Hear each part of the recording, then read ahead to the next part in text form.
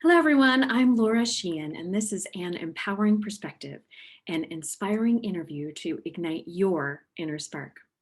Today, I am so excited to be joined by Navneet Mann.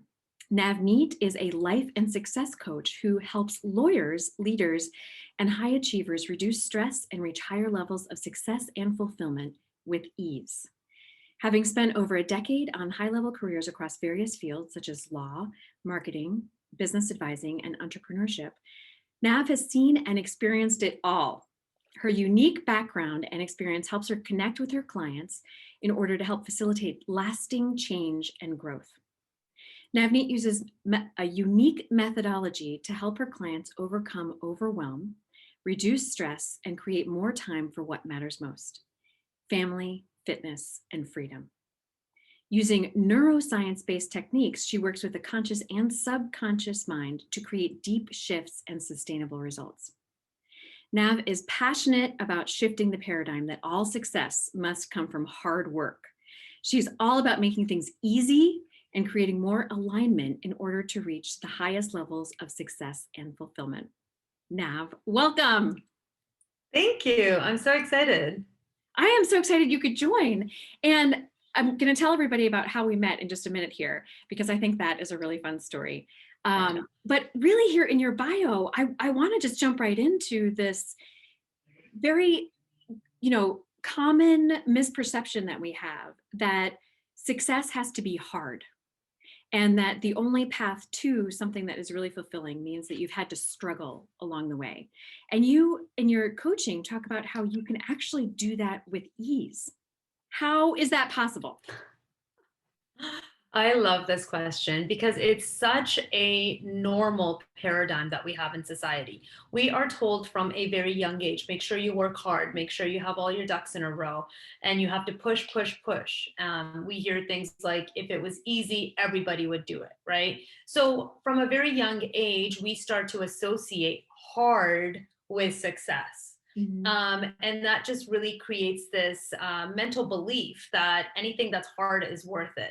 So it's created this society where we are all in this rat race, especially if you look at the North American cultures.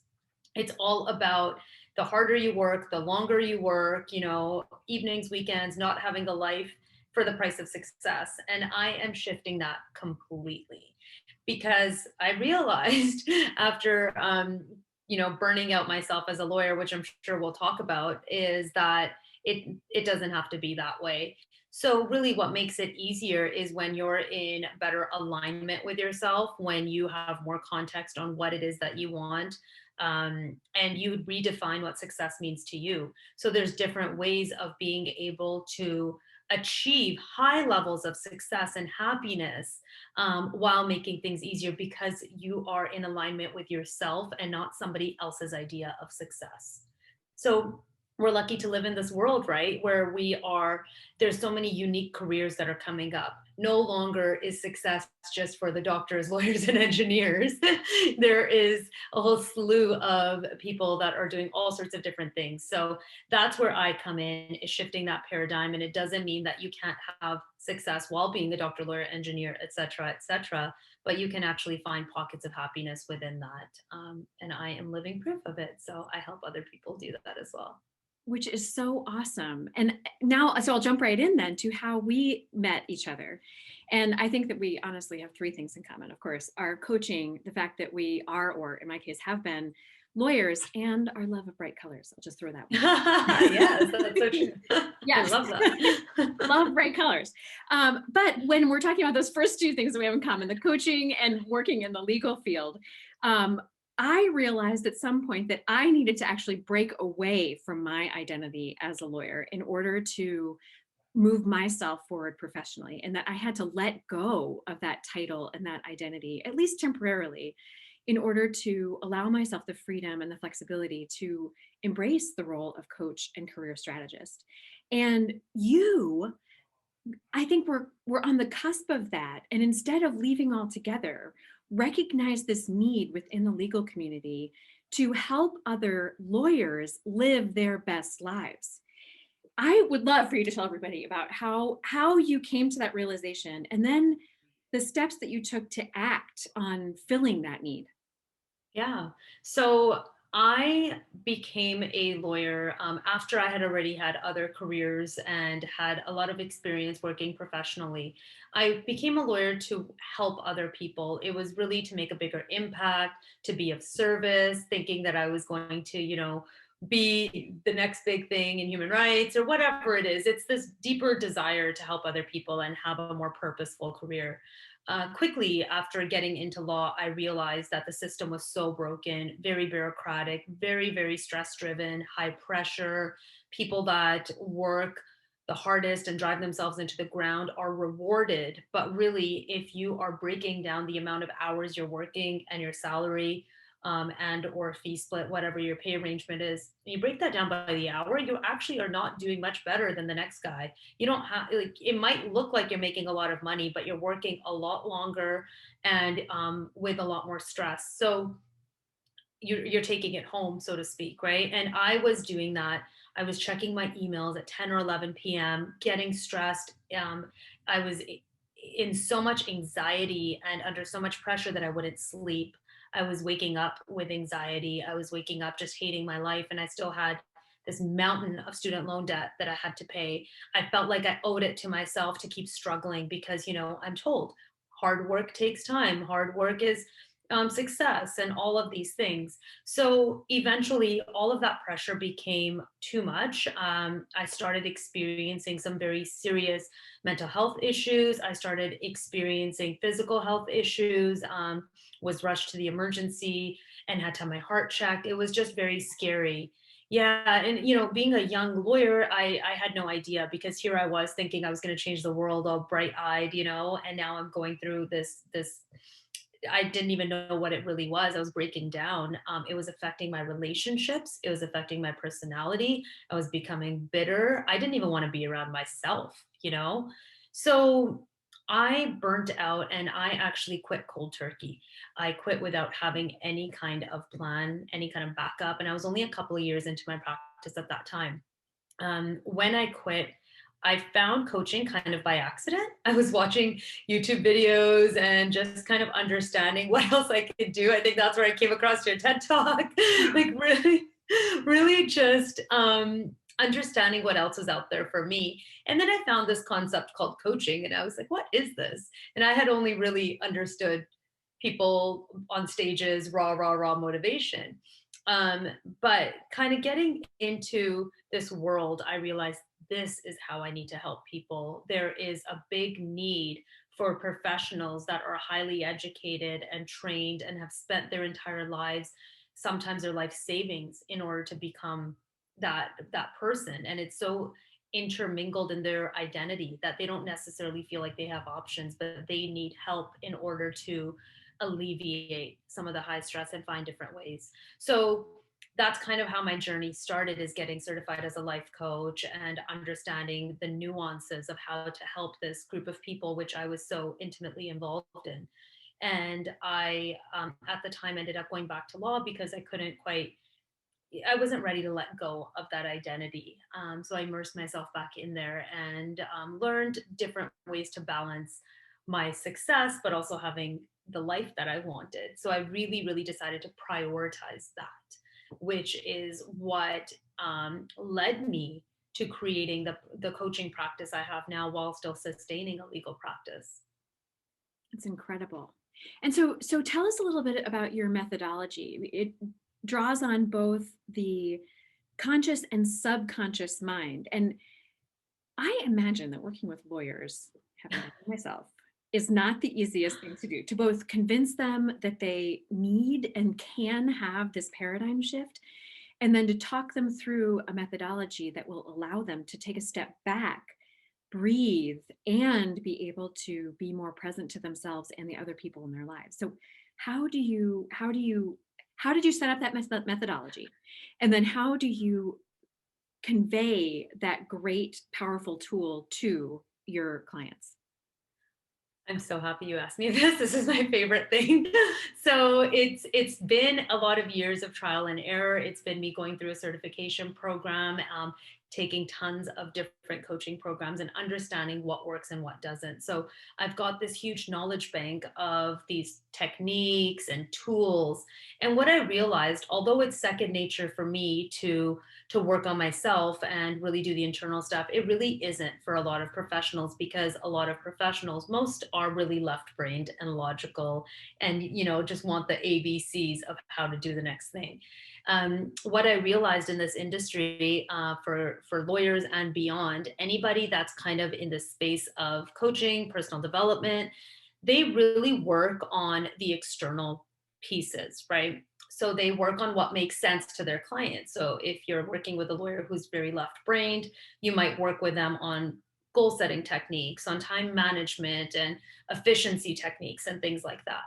And what I noticed was really, really missing in this world was the internal stuff, how to make the internal shifts so it just automatically happens for you and things become easier. So it's really, that's when you play with the subconscious techniques and subconscious reprogramming. So a lot of these techniques that I have learned through my certification process has been really based in the neuroscience of the mind and of the way we operate. A lot of things we do are on autopilot. So I help you get off of autopilot. I help you become more aware of everything. So my methodology is three prongs. So what I say is that a lot of people that you might be seeing out there in terms of coaches or even reading books, they really help you balance two pieces of your of the puzzle, which is your professional success, or what I call professional power, and then personal success or power. And that's what we kind of have come to know as work-life balance, even though it's this elusive concept that people don't really believe exists. That's what people will help you try to balance is, okay, be really successful, do some yoga and meditation and journal a little bit, and then you've got balance and you can enjoy your life.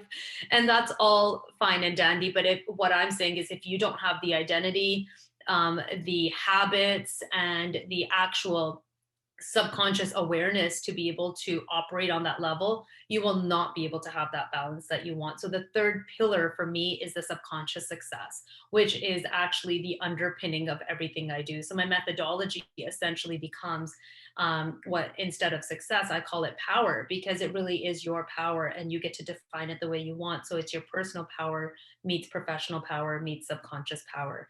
And those three come together. And that's the methodology that I use in all of my coaching with my clients, is to help them walk through whatever difficulties they're facing.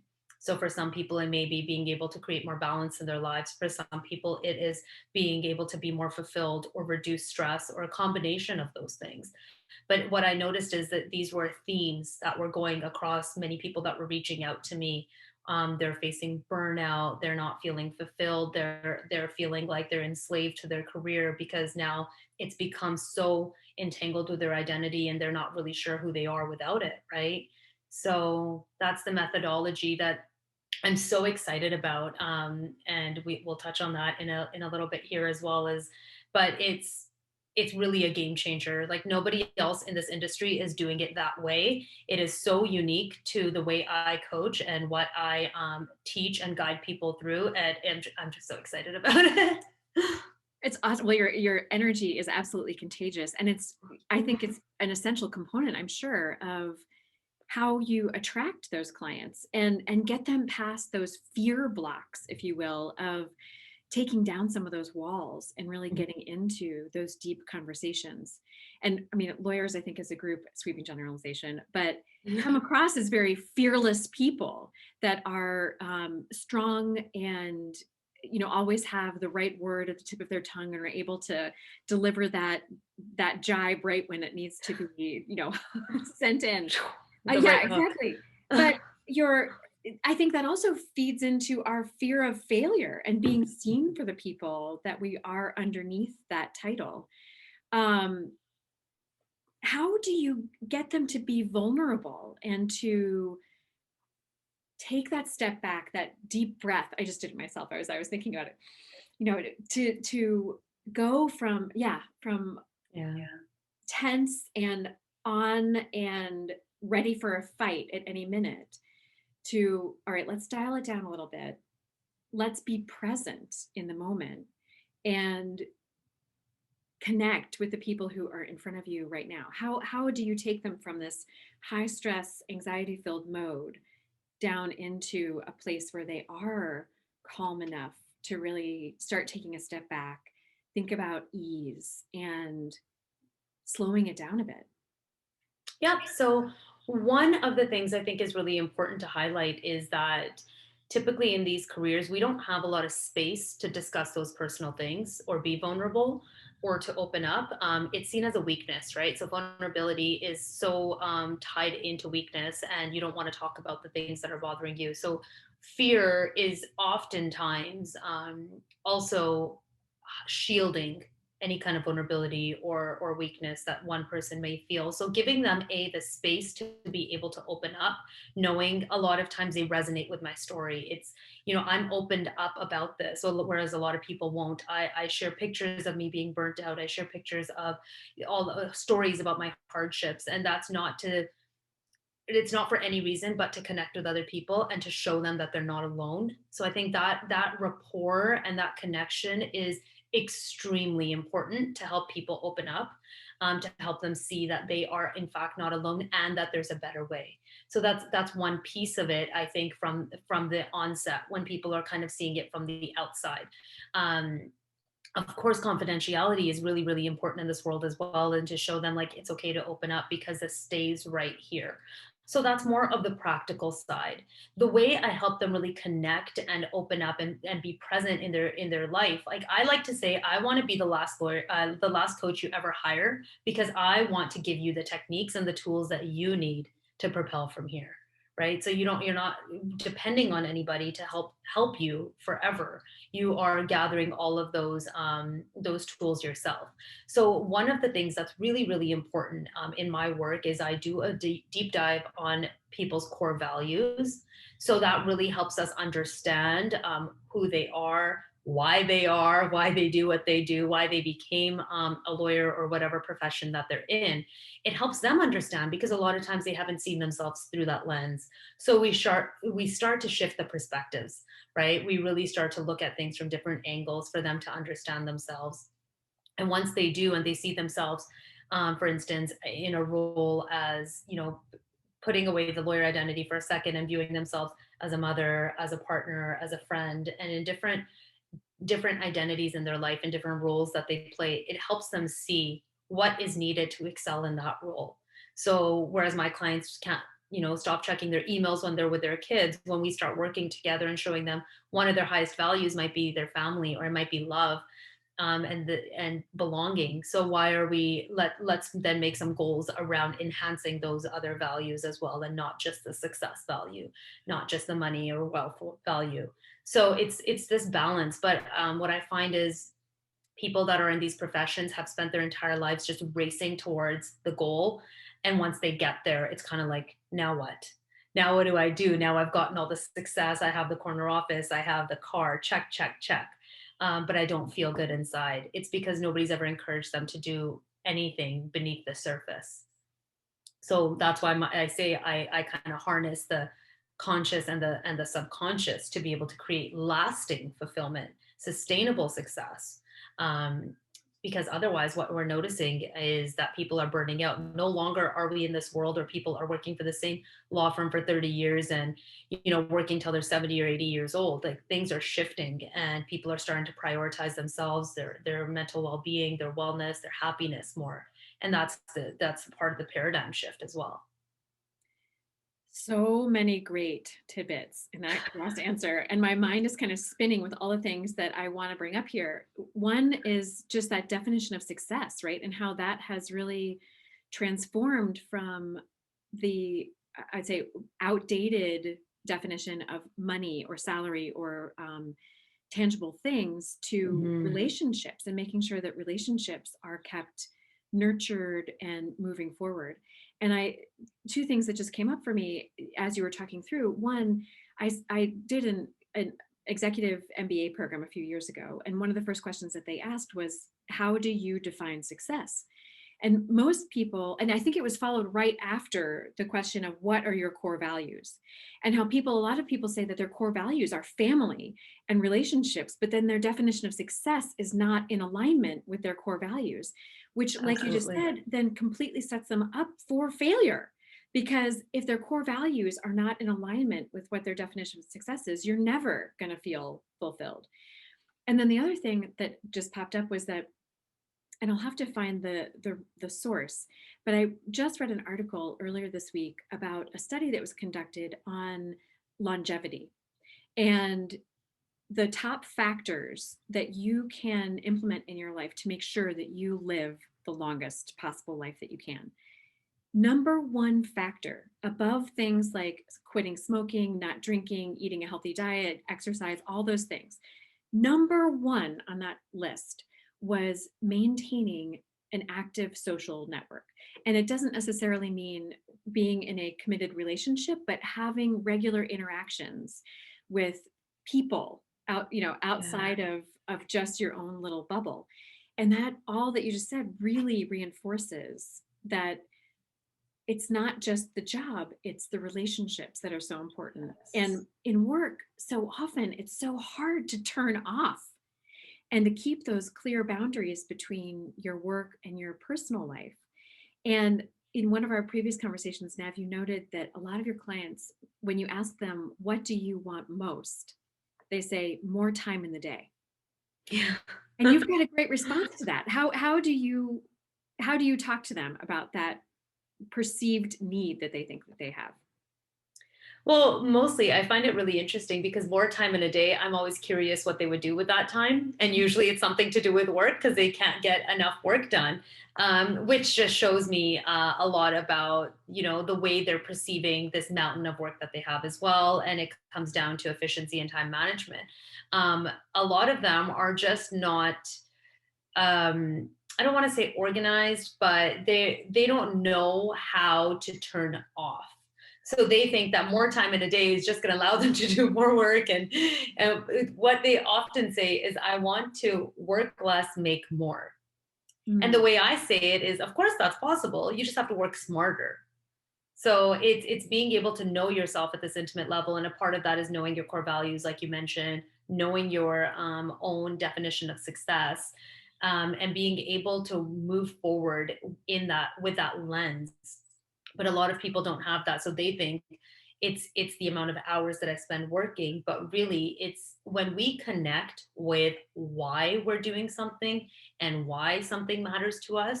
And we've all heard of Simon Sinek, I'm sure, and his Start With Why, which is like a Bible. I mean, it is such a great concept that he has made so popular, but it is so important because that becomes your purpose. It becomes your driving factor. Your family could be your why. The fact that you want to help other people can be your why. But that's what I'm curious about, is if you had 2 more hours in a day, what would you want to do with it? And would you actually use it for that? So people will be like, oh, I would go for a run, or I would do something for myself. But would you? Because we all have the same 24 hours that Mother Teresa had, that every great person that ever lived had.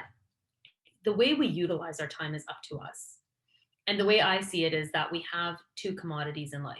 We've got money, which it can be earned, it could be spent, it could be lost, it could be found, whatever it is. And then we have time. And time is a commodity that cannot be earned. You don't get it back. Once it's spent, it's spent. So you get to decide how you want to spend your time. Having more time in a day is not going to change the way you spend the 24 hours that you already have, right? So it's becoming more mindful. And a lot of it is that self awareness. So, again, like I said, my clients, you touched on presence earlier. A lot of my clients say, I want to be present when I'm with my children. I want to be present when I'm with my partner. I don't want to be thinking about work. Oftentimes it's because they don't have those boundaries set up for themselves. They don't have personal professional boundaries, right? Whether that is actual time bound boundaries, or if those are mental boundaries. So this is all stuff that comes up quite regularly that needs to be worked on. But I always encourage people to have hard boundaries, and especially in this world of COVID where we're all working from home and everything is blending together, right? It's mhm. up to us to be able to create those important boundaries in order to have the sanity, but also enjoy some of our life outside of work when we're all stuck at home. How do you, I've talked about this in a couple of other conversations that I've had with people, but presence is such a difficult skill to recognize that you need, number one, and then number two, to cultivate. And I still remember the first time that I was very conscious about the fact that I wasn't being present to a conversation, because all this, this multitasking, you're thinking that yes, I'm choosing to have a coffee with my friend, but in the back of my mind I'm like, okay, as soon as this coffee is done, I've got to do this and this and this and this and this, and it's got to be done by 3 p.m. and okay, I should probably wrap this up, and then I've missed the whole conversation Yeah. that I've had, Yeah. you know And then what was and the point, right, of right, scheduling in that? yeah, and it really took me a lot of practice to be able to turn off that inner dialogue and to really focus on the person or the issue that was in front of me in that moment. Do you have any tips or tricks or tools that you use to help people recognize that's happening and then quickly turn it off? Yes, I do. I've got a couple. So one is obviously practice. The other thing I'll touch on is that everything is a choice. So when we choose to be present, that means that we're choosing to be in that moment. If we're choosing to be overwhelmed, that honestly is a choice. And I know that's a really, really Mm. hard concept to grasp.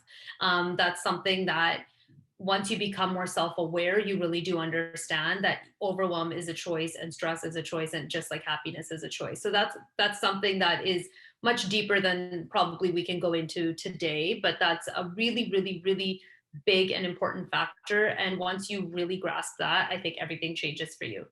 But the tip or the trick that I help clients with, or that I convey, is becoming more self-aware and recognizing those thoughts. So if you are sitting in the coffee shop with your friend and you're thinking about your to-do list, and she may be sharing what's going on in her life, it's recognizing where is my thought, right? Where's my attention? Because you are where your attention is.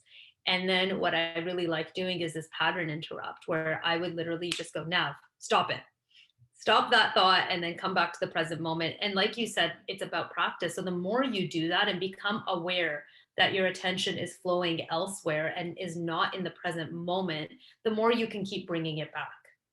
Mm. So the pattern interrupt is really important, because oftentimes we don't recognize that our mind is even drifting until we're about 3 layers deep into that thought pattern.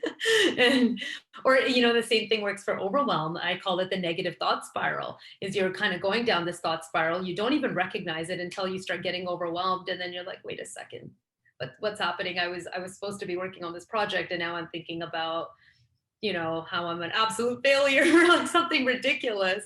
And it's, again, now stop it, come back here. And I teach my clients this, and they think it's ridiculous at first, and then when they come back and they say, oh my god, I had to tell myself to stop it 10 times yesterday. So now they're starting to view their thoughts and Mm. see how often their mind is actually wandering, because they're becoming more self-aware. Incredible. And just talking It's a fun through one. that. Yeah, that is a fun one. I think I'm gonna have to do that myself. Laura, stop it. Stop. Yeah. And the concept too of presence being not, well, in addition to being a state of mind, also being present. And you and I have talked about how if we're looking too much back at the past, that the tendency is to become depressed and sad about all the things that could have been or should have been or would have been. And if you Mhm. focus too much on the future, then you're swimming in a sea of anxiety where you're worried about all the things that could happen when there's no way to predict possibly how things are going to play out. And so the only peace you can find is really in the present moment. And what I've been loving about this conversation so far is that, and you brought it up a few times, this seemingly simple but very, very complicated question of who are you? Mhm. And I love those three words because it really focuses in on the individual. Who are you? Who are you? Meaning, who are you right now? And how has that changed over the last 10, 15, 20 years? And recognizing that that evolution is something that we all go through. and that who we were when we were in our 20s is totally different from who we are today, as long as you're not in your 20s anymore. And that, and It's that going that's to change for okay. you. Yeah, yeah. Yeah, sucks for you. Yeah. But that's okay, that not being or being someone different today than you were in the past is absolutely to be expected. And that if your priorities are different, or that if things have changed in certain ways, that's who you should embrace now, is the person that you are today. I love that. That is one of my like absolute favorite things, is really recognizing that it's okay to change and embrace that change. I often say people that say went to law school, they may have made that decision when they were like 18 years old. They, graduated from high school and decided, I'm going to go into pre-law and go into law school. Well, that's great. And maybe that was suitable for you then. But if it no longer aligns with you, that is okay, because you've had all of these years to really develop into something new. And who you are now, what matters to you now, the things that are important in your life now may have shifted. And that is absolutely okay. Nothing we do is ever a waste. There are so many skills, opportunities, experiences that we gather on this journey of life, whether that is related to work, whether that's related to our personal lives. We're all ever evolving. And I read this somewhere yesterday, actually, was that's kind of the beautiful thing about life, is we're actually growing every day. Like if you're just looking at the basic concept of human life, every single day you are growing, right? And what a beautiful thing, because that means you can absorb what you need to absorb, change what you need to change, and you're ever evolving and changing and growing into the most beautiful version of yourself. So who we are is such a fluid question. And I like that, because it really gives you a lot of room to move around and explore.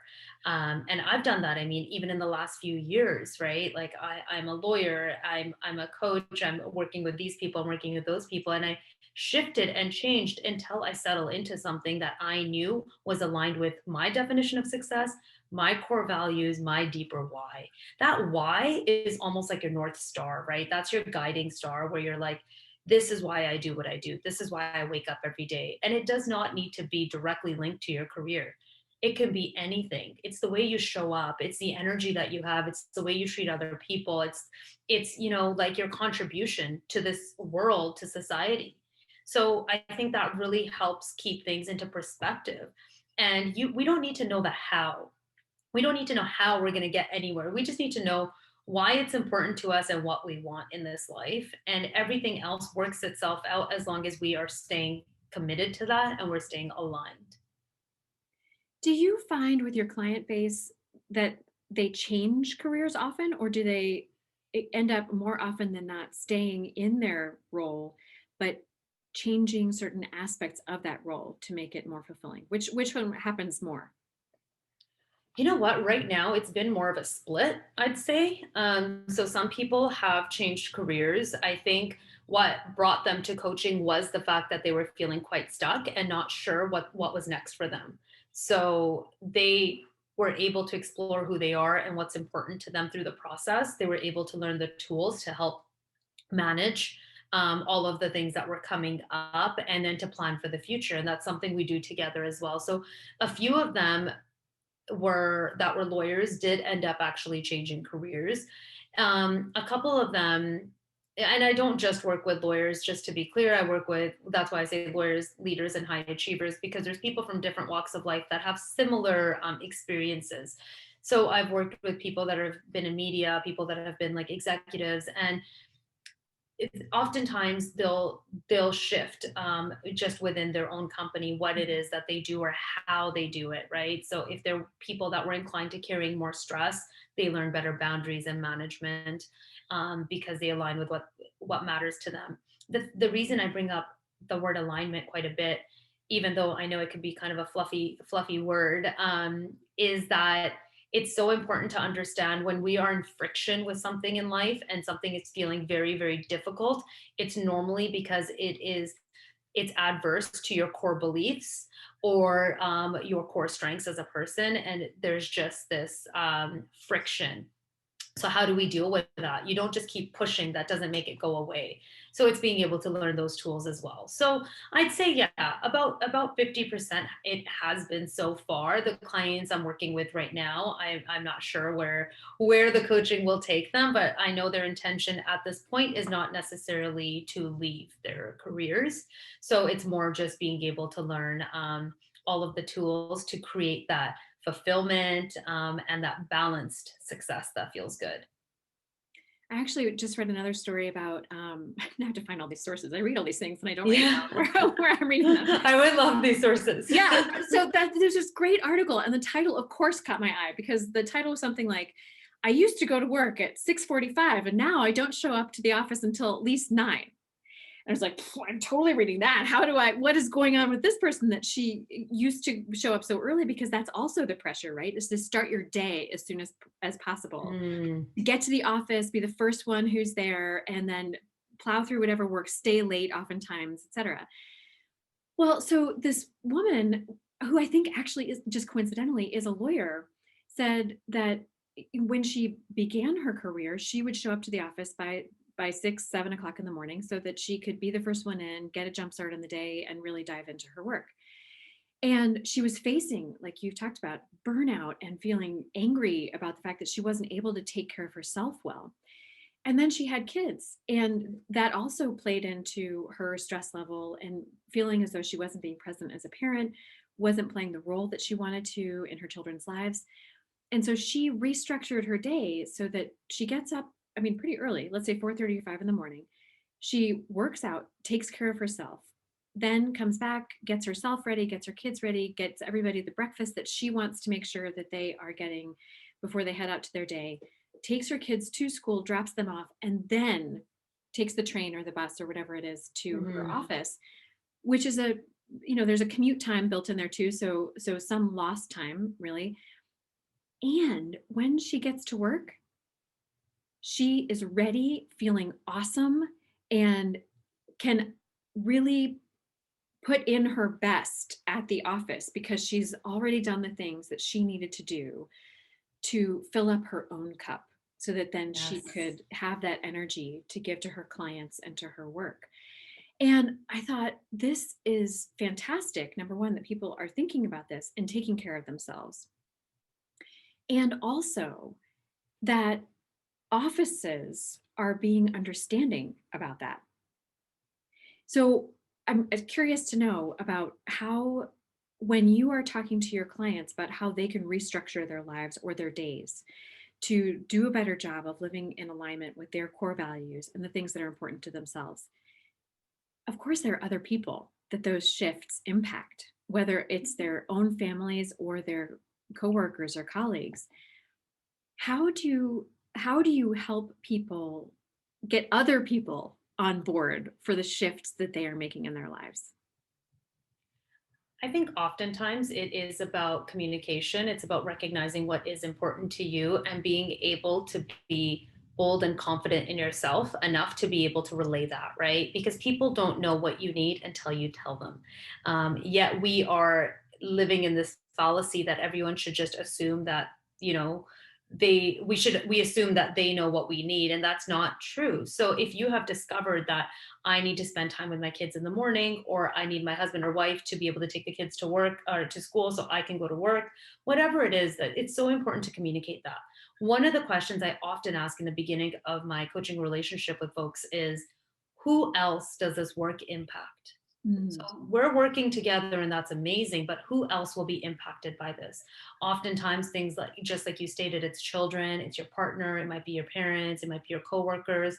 So then we start working around the little goals that we're creating, is how to best communicate that to them, how to make sure that their needs are being met as well as your needs are being met.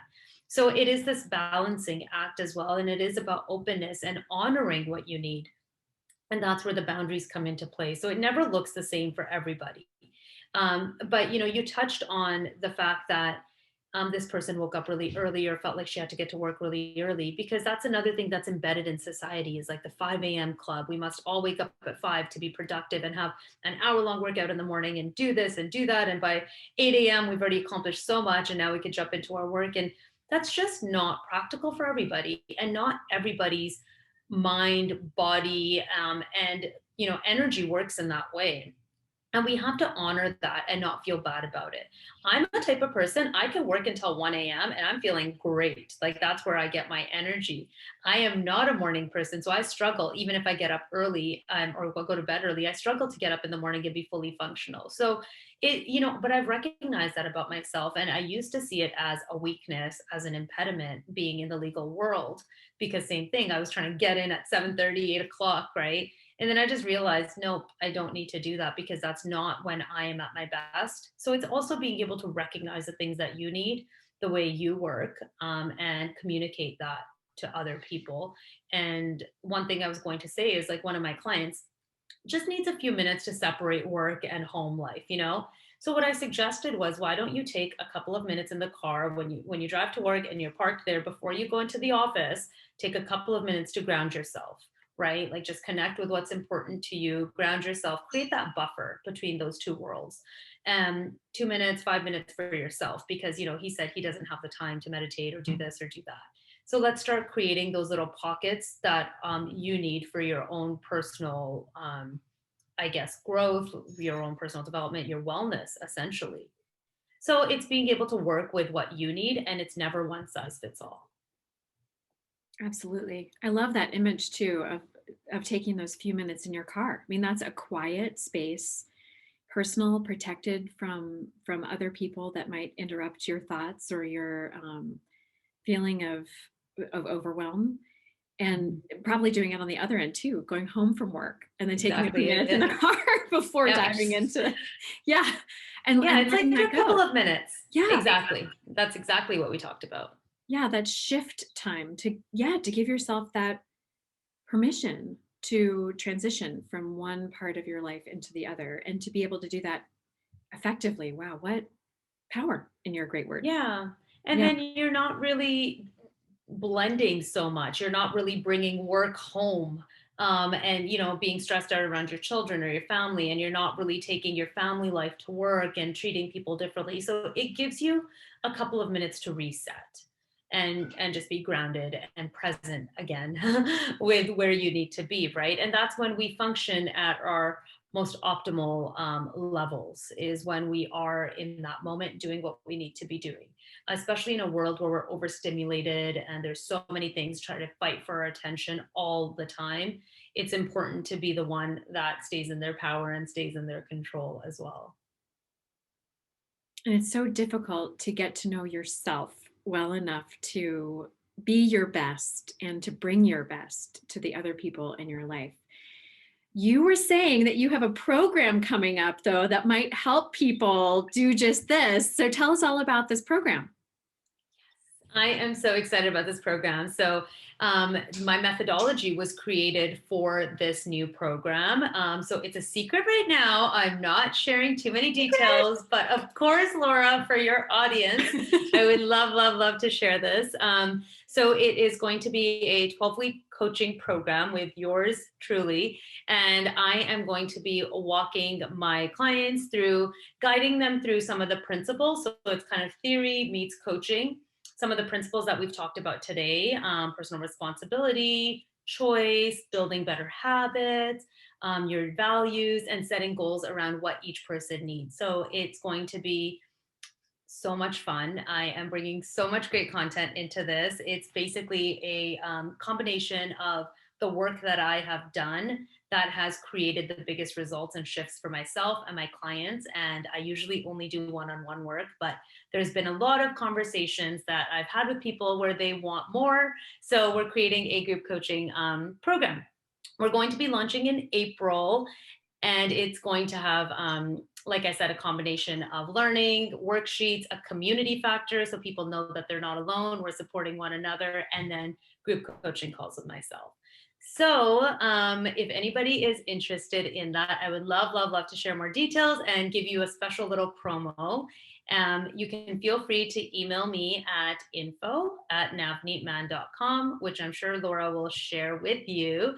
And just let me know this is where you heard me, in Empowering Perspectives. And I would love to offer you a free 20-minute call to chat more about what your needs are and tell you about the program. And I will be offering a discount code for people that are going to come through your program or your program. Yeah. Thank you so much. That sounds awesome. 12 weeks of great personal and professional development opportunity here with the wonderful Nav.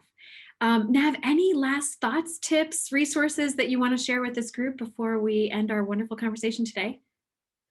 I think in terms of thoughts and tips, it's really just knowing that we're always transitioning and we're always growing, and it is okay to step into different parts of your own levels of success. And that work-life balance is not only possible, it is very plausible. And I am proof that I'm earning more than I've ever earned. I'm happier than I've ever been, and it's easier than it's ever been for me. So if I can create this life for myself, so can you. So just knowing that that's possible and there's more than one way to success. In terms of resources, please feel free to follow me on my social media channels. I share tons of content on there. I've got a podcast called The Speed of Life Show where I talk about a lot of these topics as well. So you can find that basically anywhere you find podcasts. And yeah, I hang out on LinkedIn and Instagram a lot. So feel free to join me there and send me a message and say hi.